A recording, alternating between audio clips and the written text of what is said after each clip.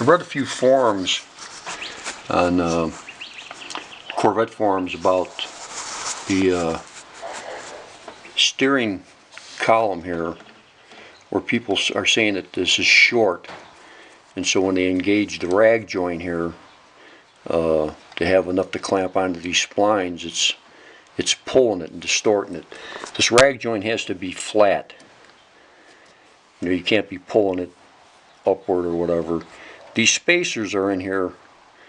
They're from the factory. You can pull them out after, but that just shows them that the joint is tightened all the way, you know, flat here.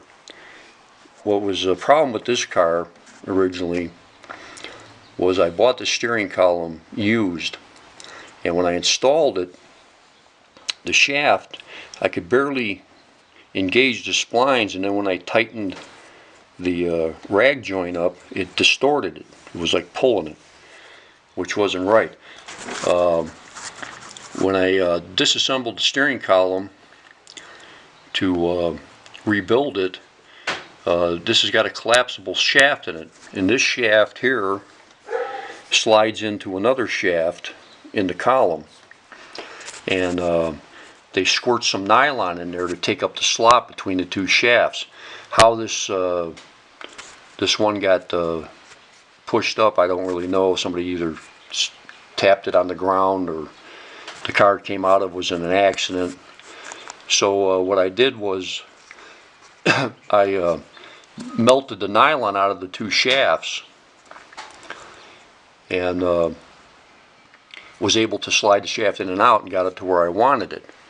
But the problem with it is the two shafts have a little clearance in there.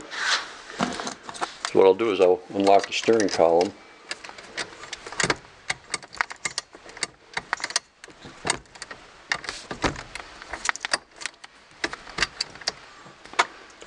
And I'll show you. See, there's a little bit of play in there. See the wheel moving?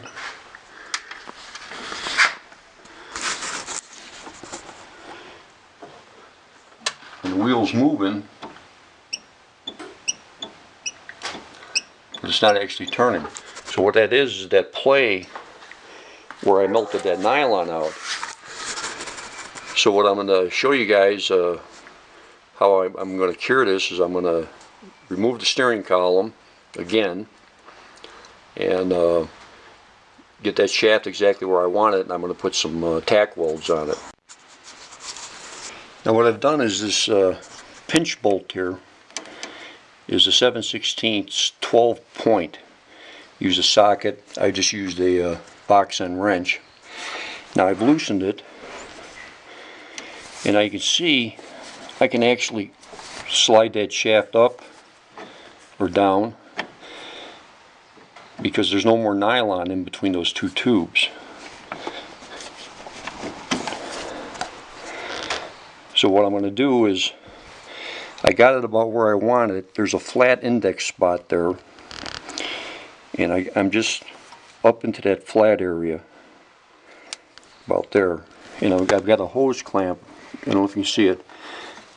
It goes right up against the base of this, and I'm going to tighten that up. And that's going to be my reference mark. So when I do tack weld the shafts together so there's no movement, it'll be in the position I want it.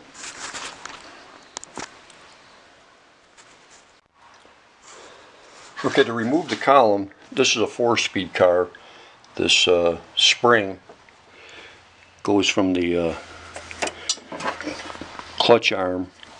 You can't see it from here, but there's the plate that's going to come off for the steering column, and this spring hooks into that, so you got to remove that. I loosened the cinch bolt, and if you have a reverse lockout, that also connects to the bracket, which is going to come off. You have to remove that. This car doesn't have the reverse lockout.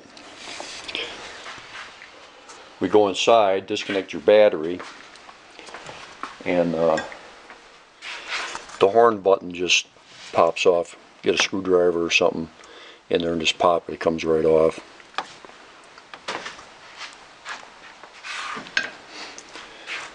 we're going to remove the horn button here. I'm going to take the steering wheel off, and we'll go on from there. Okay, I removed the horn button, which is on first, and I've removed the steering wheel. You know, that all just comes off with screws. Steering wheel's back here. I'm going to remove this nut here. I'm going to use an impact gun to pop the nut off, but if you kept the steering wheel on, you could just hang on to the steering wheel and use a socket. You're going to need a steering wheel puller to remove this outer shroud. You know, a lot of times these things are fairly inexpensive. They just screw in down here, goes against the shaft. Now sometimes these things are kind of stubborn to come off, so what I do is I torque the bolt up real tight, and then I'll give it a tap with a hammer, good pop. That's how pullers are really designed to work, and you just keep snugging them up and tapping them, and whatever you're pulling, it'll shock it and help it come loose. This is the plate that's under that piece we pulled off. There's 3 screws that retain it. It comes off. And just note where all this stuff, what the position of it is when you reassemble it. Now this is your horn button here. We're going to use another special tool to compress this plate. That's your lock ring plate. You know, when the steering wheel locks, see that pin over there? See, it comes in there, keeps the steering wheel from moving. That's why sometimes you got to take the pressure off of the steering wheel if it's hard to. You see the pin popped up right there. So we'll get the other special tool. Most of these tools you can get at your auto parts store, that they rent them to you for free. Steering wheel puller and this tool here that I'll show you. This is the special tool I was telling you, and what that does is it threads onto the shaft. This wing nut here, as you tighten it, because this plate, there's a spring under it, and you want to get at that clip that's down there, that wire clip. It sits in a pocket, so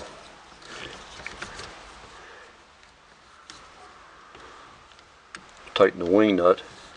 You can see the plate going in.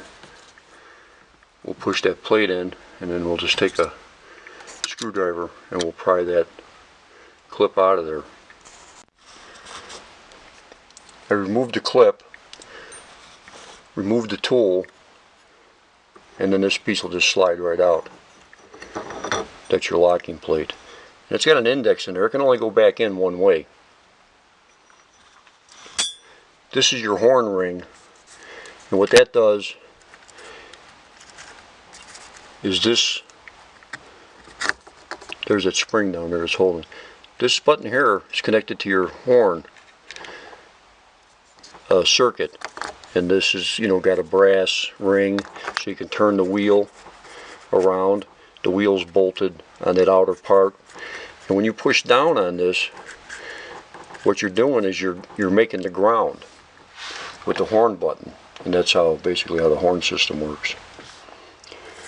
But we'll just remove this and the spring.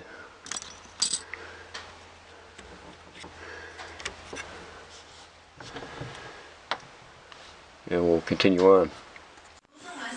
Okay, the next step I'm going to do is I'm going to remove this turn signal arm, just so it doesn't get hung up on anything when I remove the column. We're going to go under here, and there's 3 screws that hold this column plate on here, and we're going to remove those.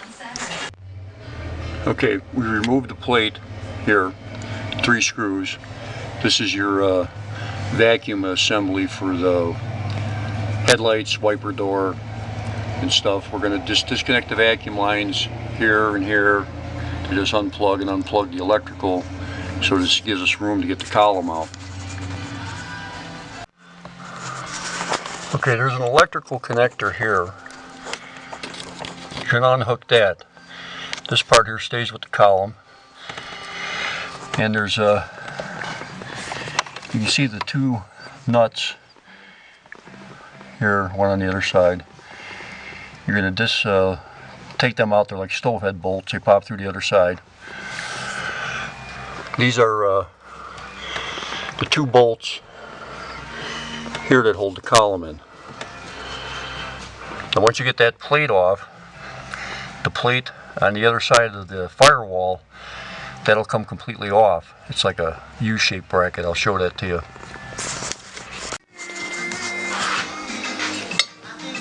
This is the lower plate that I just removed from the firewall side. It's all the way down under there.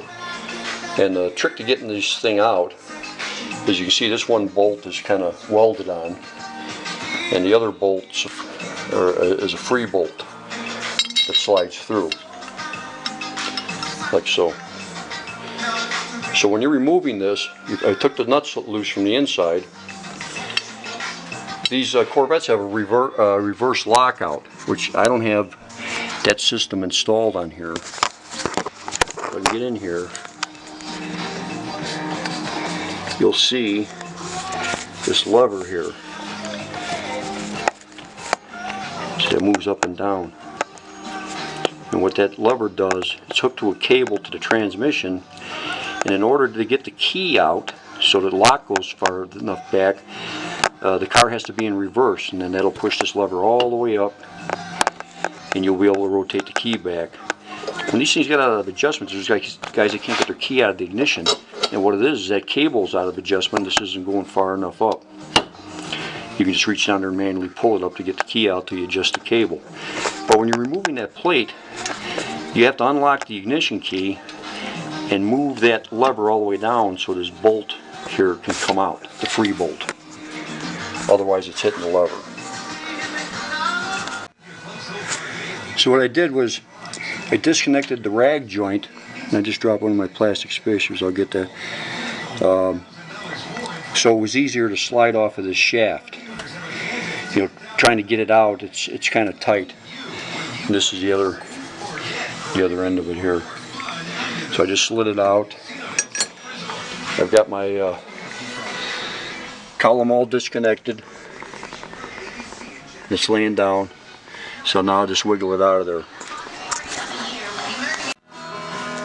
Okay, here's the steering column removed. I got my music in the background. You're getting tired of shutting the radio on and off, so you'll just have to enjoy it. These are the two electrical connectors you want to disconnect while the column's up there. They got little pinchy clips. This is like a 2 connector, and this is a single. This is that reverse lockout lever I was telling you about. When the transmission is in reverse, it pushes this all the way up.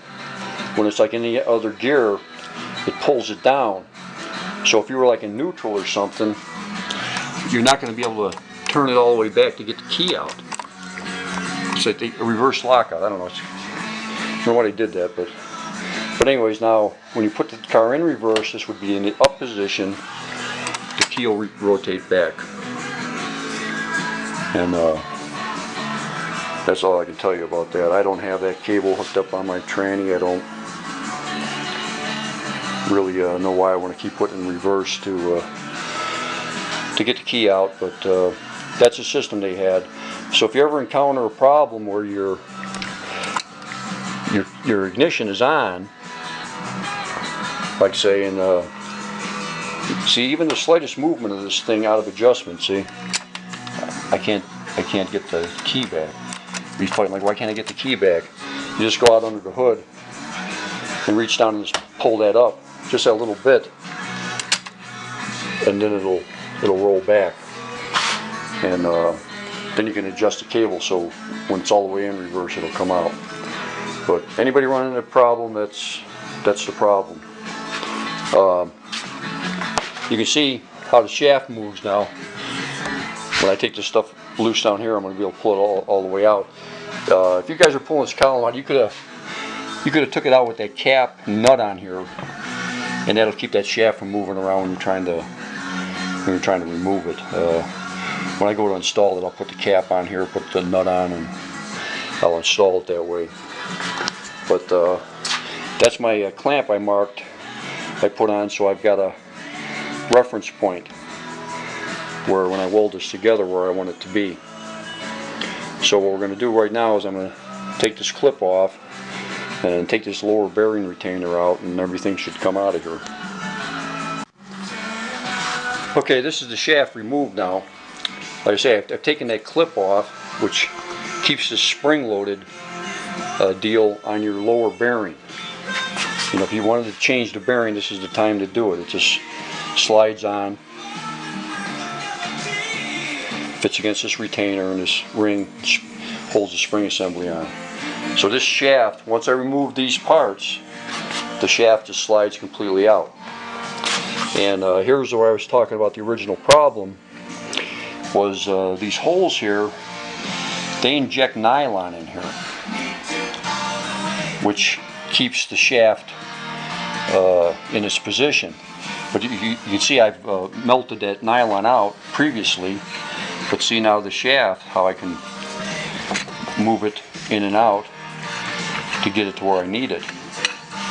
But the problem I encountered was, without that nylon in here, because there's two shafts here, I got play in that clearance there.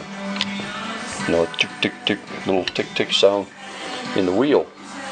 So what I'm going to do is I'm going to put a couple of welds right here. You know, after I determine the exact position I want this, that's why I got this clamp marking my spot.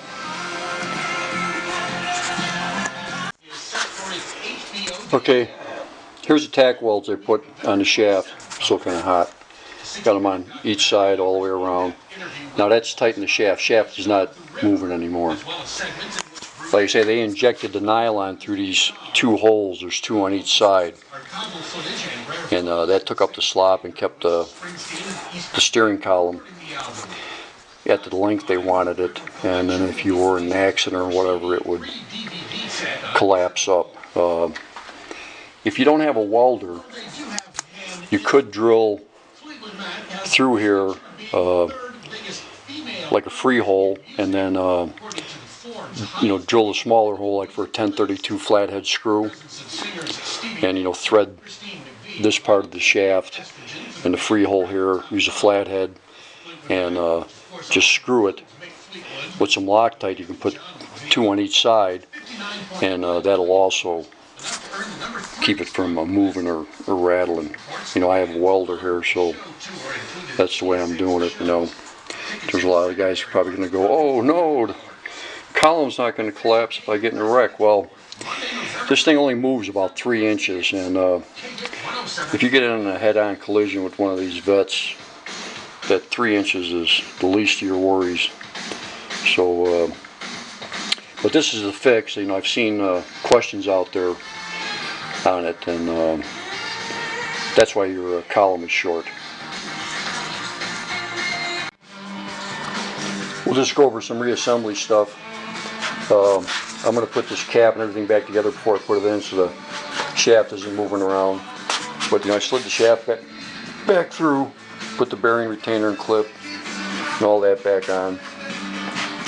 By the way, this is your ignition switch. If you think that's getting kind of funky, this is the time to replace all this stuff in here. You know, your turn signal canceller and a horn button and all that. But this is that lock plate, and this is the horn button. What you want to do is make sure your shaft, if you can see that flat spot all the way down there, is straight up, because that's how it's going to index with the steering box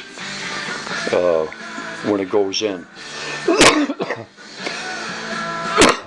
This has got like two kind of tits on it, and you know, your spring's in, and that goes into this like flat area right in here. Now this will only go on one way, because this shaft has a wide spot on it that's different from all the other ones, and that's where it's at, right where my finger is. And it also corresponds to the turn signal.